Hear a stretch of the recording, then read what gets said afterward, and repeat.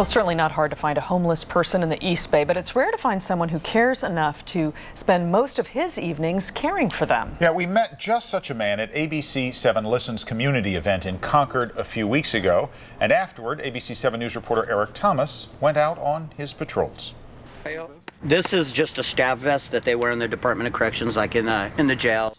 Doug Stewart is not a cop, but where he works, this is essential attire.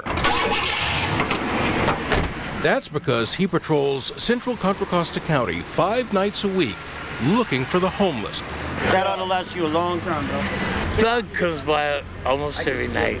His goal is to help them survive on these hard, cold Bay Area streets. There is a daytime outreach team, but as far as nights go, I'm the only one for our whole county. Although it's how he makes his living, for Doug, this is more of a calling than a job. He started working with the homeless about 8 years ago while he was on the Pacheco Town Council.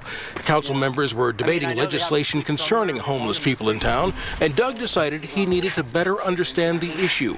So he began going to homeless encampments and soon realized that he just had to help. No one else is doing this. Somebody has to. I mean, there has to be somebody here for these people in the middle of the night.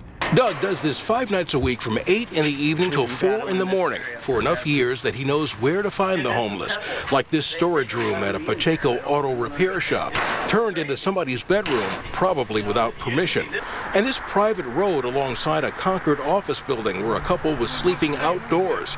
The help he can provide is limited: clean socks, blankets, snack foods, water, but also his time and a friendly ear.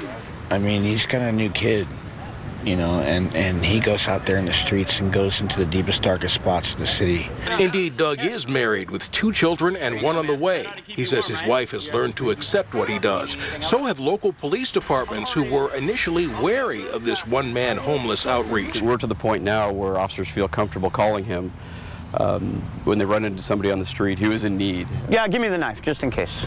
That man gave up his knife in exchange for a ride, and Doug says he sees a lot of knives on the street. He's never been cut, but a man did hold a knife to his throat a few weeks back in front of police, who disarmed and arrested him. That makes his cell phone indispensable, both for calling for help and for saying goodnight to his kids. Hi, baby. Are you going to bed?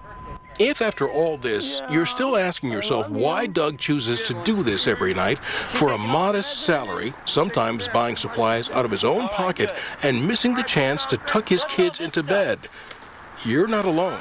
We've had that conversation a couple times. I think the core of it is simply he believes it's his calling, it's his passion. In Concord, Eric Thomas, ABC-7 News. What a calling that is. Incredible work. Well, he was honored for his work by the Red Cross and named Man of the Year by the Martinez Chamber of Commerce. And if your group would like